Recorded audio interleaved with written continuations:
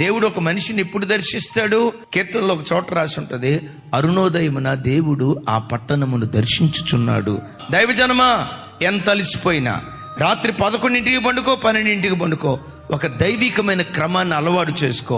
5 గంటల లోపు నీ పడకల మీద నుంచి లేచి ఆకాశ పక్షులు తమ కంఠధ్వని దేవునికి వినిపించక మునిపే, మనుషులెవరూ తమ కంఠధ్వని దేవునికి వినిపించక మునిపే, నమాజ్ శబ్దం ఇంకా వినిపించక మునిపే నీ ఇంటిలో నుండి నీ కంఠధ్వని ఆకాశమందలి దేవునికి వినిపించదువుగాక.